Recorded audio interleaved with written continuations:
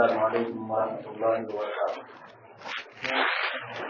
الحمد للہ رب العالمین والعاقبۃ للمتقین والصلاة والسلام علی اشرف الانبیاء والمرسلین نبینا محمد وعلی آلہ وصحبہ اجمعین ومن تبعهم بإحسان الی یوم الدین، وبعد۔ سیرت النبی کے درس میں اس سے پہلے جو بات بتائی گئی تھی کہ جہری دعوت کے بعد مکمل 3 سال جب گزر گئے، اس پیریڈ میں مشرکوں نے اور قریش کے لوگوں نے نبی علیہ الصلوۃ والسلام اور صحابہ اکرام کو بہت ستایا، بہت مارا، بہت تکلیف دیا۔ مسلمانوں کے لیے اور نبی کے لیے ہر روز ایک بہت بڑا چیلنج ہوتا تھا۔ ہر روز نئے نئے طریقے کی مشکلات اور پریشانیاں آتی تھی، اور ہر آنے والی مصیبت گزری ہوئی مصیبت سے بڑی ہوتی تھی۔ بالآخر نبی علیہ السلام کے سامنے بہت سارے مطالبات رکھے گئے کہ آپ دعوت توحید چھوڑ دیجیے، آپ کو ایسا ہوگا، یہ ملے گا اگر آپ یہ چاہتے ہیں۔ جب ہر طرح سے ناکام ہو گئے اور نبی علیہ السلام کی دعوت ہر روز بڑھتی گئی، تو مشرکین نے آخری ڈیسیژن یہ لیا کہ ہم کیوں نہ مل بڑھ کر کے ایک فیصلہ لیتے ہیں اور مشورہ کرتے ہیں کہ ہم نے بہت ستایا، بہت طریقہ اختیار کیا، مگر ہر طریقے میں ہماری ناکامی ہوتی ہے اور اسلام ہر روز بڑھتے چلا جا رہا ہے۔ حضرت عمر نے بھی اسلام قبول کر لیا، حضرت حمزہ نے بھی اسلام قبول کر لیا، اب اسلام اب یہاں مکہ سے چھپ کر کے نکل گیا اور جا کر کے حبشہ میں پہنچ گیا، حبشہ بھی اسلام پھیل رہا ہے، تو اب ہم ناکام ہو رہے ہیں۔ تو ایک راستہ ہم ایک اختیار یہ کرتے ہیں کہ مسلمانوں کا سماجی بائیکاٹ کیا جائے۔ اس کے لیے یہ لوگ بنو کنانہ میں، خیب بنی کنانہ میں اکٹھا ہوئے، اور وہاں پر یہ بات طے ہوئی کہ مسلمانوں کے ساتھ بنو ہاشم اور عبد المطلب کے خاندان اور گھر والوں کے ساتھ نہ ہم بات چیت کریں گے، نہ ان سے کوئی سودا کریں گے، نہ ان کی غمی خوشی میں حاضر ہوں گے، نہ ان سے بزنس اور تجارت کریں گے، اپنا سامان ان کو بھیجیں گے۔ ہر طرح سے ہم ان کا سماجی بائیکاٹ کرتے ہیں۔ سماجی بائیکاٹ یہ کوئی 1-2 دن کی بات نہیں تھی، 3 سال لگاتار یہ سماجی بائیکاٹ چلتا رہا، یہ جاری رہا، جس کو شیعہ ابی طالب کے نام سے اس کو جانا جاتا ہے۔ اور جب مشرکین نے سماجی بائیکاٹ کرنے کا اعلان کیا تو اس سے کچھ دنوں پہلے ابو طالب نے دیکھا کہ اب محمد پر، میرے بھتیجے پر ہر روز مصیبت آ رہی ہے، پریشانی آ رہی ہے، تکلیف آ رہی ہے، تو اپنی خاندان کے لوگوں کو اکٹھا کیا اور بنو ہاشم اور بنو مطلب کے لوگوں کو بلایا اور کہا دیکھو ہر روز محمد کو ستایا جا رہا ہے، پریشان کیا جا رہا ہے، میں تم لوگوں سے محمد کی حفاظت کی درخواست کرتا ہوں۔ یہ ابو طالب نے اپنے خاندان کے لوگوں سے، اپنے گھر اور سماج کے قریبی لوگوں سے یہ درخواست کی تھی۔ پھر سب لوگ اس درخواست کو قبول کیے، ٹھیک ہے ہم محمد کی حفاظت کریں گے۔ ابو لہب یہاں آ کر کے ٹرن لے لیا اور کہا کہ میں نہیں حفاظت کر سکتا، میں محمد کی مخالفت کروں گا۔ بالآخر مشرکین کا فیصلہ یہ ہو گیا، 3 سال تک یہ عہد و پیمان جو تھا اور یہ مقاطعہ اور محاصرہ اور مسلمانوں کا سماجی بائیکاٹ تھا، یہ جاری رہا۔ یہ شروع کیسے ہوا؟ بغیث بن عامر ایک کاتب تھا جو لکھا جانتا تھا، جو معاہدہ ہوا تھا کہ مسلمانوں سے کوئی بات نہیں کرے گا، کوئی تجارت نہیں کرے گا، کوئی سامان نہیں بھیجے گا، ان سے کسی خوشی اور غمی میں حاضر نہیں ہوں گے۔ اب مسلمان اپنا راستہ اختیار کریں، ہم اپنا راستہ اختیار کریں گے۔ بغیث بن عامر نے یہ عہد و پیمان لکھا اور عہد و پیمان لکھ کر کے اس کو بیت اللہ کے دروازے پر لٹکا دیا گیا، اور جیسے ہی اس کو لٹکا دیا گیا مسلمان بیچارے مجبور ہو کر کے اب اپنی جان بچانے کے لیے، اپنی عزت بچانے کے لیے یہ بیچارے شیخ ابی طالب، ایک گھاٹی تھی، ایک علاقہ تھا جہاں پہ جا کر کے وہ زندگی گزارنے لگے۔ اب ان سے اور مشرکوں سے کوئی تعلق نہیں تھا، کوئی بات چیت نہیں تھی۔ یہ مسلمانوں کی سب سے بڑی مصیبت تھی۔ یہ جو زندگی مسلمانوں نے گزاری مکی زندگی میں، یہ مسلمانوں کے لیے تمام زندگیوں میں سب سے کٹھن زندگی تھی۔ کوئی بات چیت نہیں کر سکتا ہے، سامان نہیں خرید سکتا ہے، کوئی بھی مشرک مسلمانوں کو سامان دینے کے لیے تیار نہیں۔ سماجی بائیکاٹ یہ سلسلہ چلتا رہا اور مسلمان بیچارے صرف حرمت والے مہینے میں اس گھاٹی سے باہر آتے تھے، اور باہر آتے تھے تو کیا ملتا تھا؟ جو سامان مارکیٹ میں ہوتا تھا اس کی قیمت بڑھ جاتی تھی، وہی سامان کوئی دوسرا لے، ان کے مذہب اور ان کے دین کے مطابق ہو تو وہ سامان سستا ملتا تھا، لیکن وہی سامان اگر مسلمان خریدے، بنو ہاشم اور بنو مختلف کے گھر والے خریدے تو وہی سامان مہنگا ملتا تھا، قیمتی ملتا تھا۔ مسلمانوں کے لیے مصیبت تھی۔ اس محاصرہ اور اس مقاطعہ سماجی بائیکاٹ کے ایام میں مسلمانوں پر کیا گزری، اس کے لیے میرے پاس الفاظ نہیں کچھ کو بیان کر سکتا ہوں۔ بچے بلبلاتے تھے، عورتیں روتی تھی، کھانے کے لیے کوئی سامان نہیں، یہ چمڑے کھاتے تھے، یہ پتے کھاتے تھے، یہ کھانے کا کوئی انتظام نہیں، بھوکے پیاسے پریشان حال زندگی گزارتے رہے۔ اور جو مکہ کے غیرت مند لوگ تھے، حکیم بن حزام جو بعد میں اسلام لیا رضی اللہ تعالیٰ عنہ، یہ اپنے پھوپھی حضرت خدیجہ رضی اللہ تعالیٰ عنہ کے لیے کچھ راشن پانی چپکے سے رات کے اندھیرے میں لا کے پہنچا دیا کرتے تھے۔ مسلمان کچھ کھاتے تھے، کچھ پاتے تھے۔ بڑی تکلیف اور بڑی مصیبت کی یہ گھڑی گزری تھی مسلمانوں کے لیے۔ بالآخر اللہ رب العالمین نے یہ محاصرہ کیسے ختم کیا؟ یہ 3 سال جب گزر گیا، نبوت کے 10ویں برس، یعنی نبی علیہ السلام کو نبی بنائے کے 10 سال کے بعد یہ 3 سال سماجی بائیکاٹ جاری رہا۔ جب 3 سال مکمل ہو گیا تو اللہ تبارک و تعالیٰ نے بعض مشرکوں کے دلوں میں رحم پیدا کر دیا، اور اس سے پہلے اللہ رب العالمین نے جو رقع اور جو کاغذ جو چمڑے پر لکھ کے یہ سماجی بائیکاٹ کا اعلان کیا گیا تھا، جو بیت اللہ کے طرف لٹکایا گیا تھا، اس سے اللہ تعالیٰ نے کیڑا پیدا کیا، دیمک پیدا کر دیا۔ اس دیمک نے سارے لکھے ہوئے حروف کو، سارے جملے کو، سارے سینٹنس کو کھا کے ختم کر دیا۔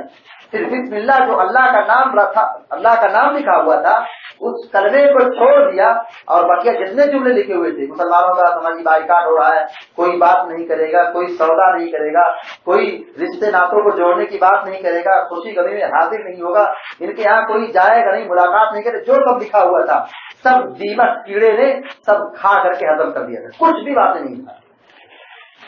اور 5 مکہ کے غیرت مند انسان تھے جن کے دلوں میں اللہ رب العالمین نے رشتہ داری کی عظمت اور رشتہ داری کی اہمیت پیدا کر دی۔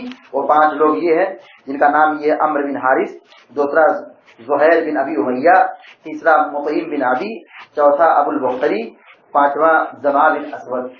یہ مشرک تھے، یہ نان مسلم تھے۔ اور ایک بات اور یاد رہے کہ جب یہ محاصرہ ہوا تھا، سماجی بائیکاٹ ہوا تھا، تو اس سماجی بائیکاٹ میں مسلمانوں کے ساتھ کچھ نان مسلم بھی تھے، جو آپ کے خاندان آپ کے گھرانے سے تعلق رکھتے تھے، بنو ہاشم خاندان سے تعلق رکھتے تھے، اس میں سے غیر مسلم بھی اس معاوضے میں شامل تھے، صرف رسول کی حفاظت کے لیے، جیسے آپ کے ابو طالب۔ اور بنو ہاشم کے خاندان سے بہت سارے لوگ جو نان مسلم سے، غیر مسلم سے، آبائی دین پر تھے، اسلام نہیں قبول کیے تھے، مگر رسول کی حفاظت کے لیے یہ لوگ آپ کے ساتھ تھے۔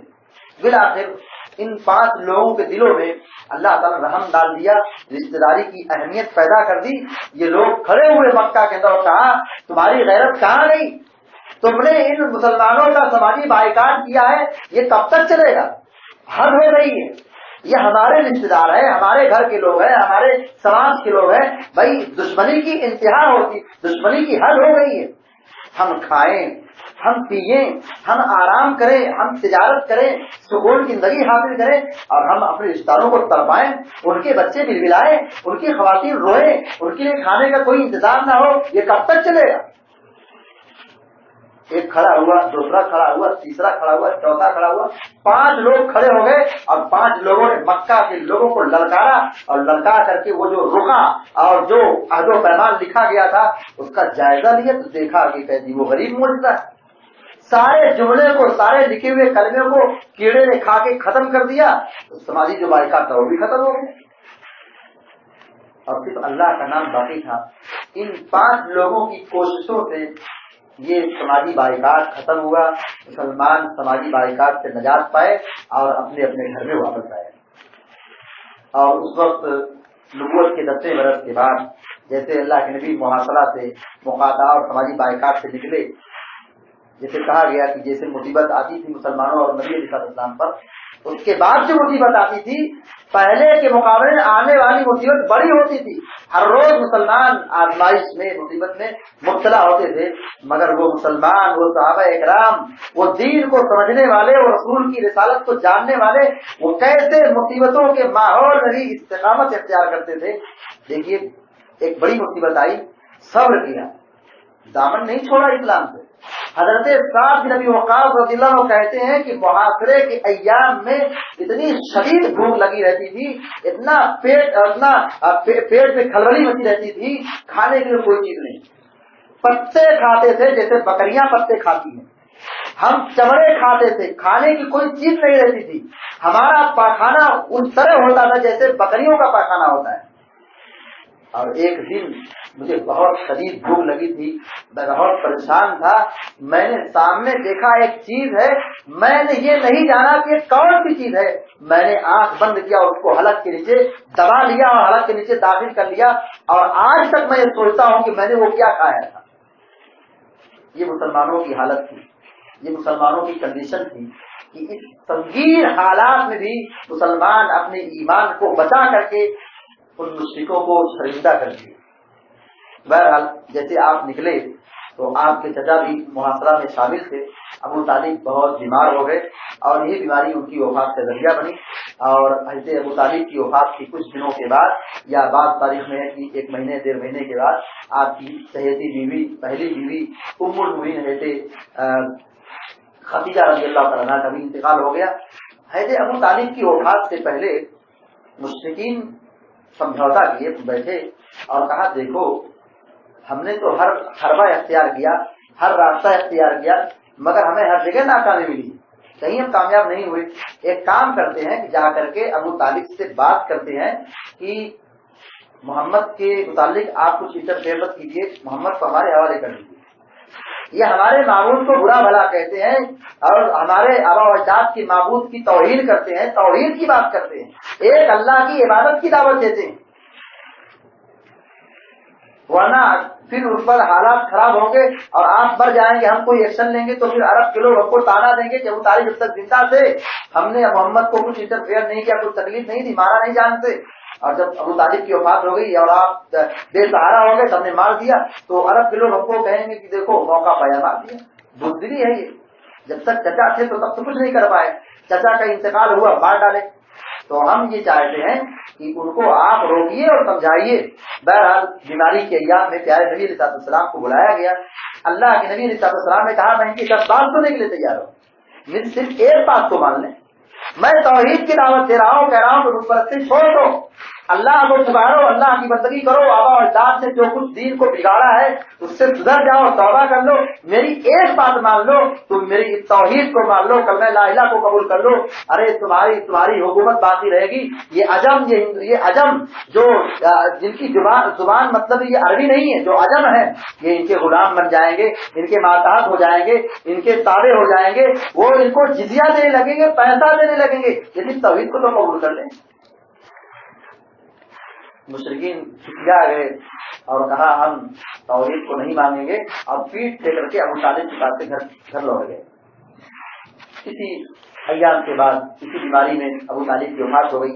मरहुल मौत में अल्लाह के नबी अलैहिस्सलाम आए और हमने चचा से कहा, ऐ चचा कलमा तौहीद पढ़ लीजिए, मैं इस तौहीद के जरिए से आपको आखिरत में जहन्नम की आग से बचाने के लिए अल्लाह ताला से शफाअत करूंगा, हुज्जत करूंगा, बात करूंगा, ये हुज्जत पेश कर दूंगा कि मेरे चचा ने भी इस्लाम कबूल किया था। क्योंकि आपके दिल में चचा की बड़ी मोहब्बत थी, जैसे चचा के अंदर भतीजे से मोहब्बत थी।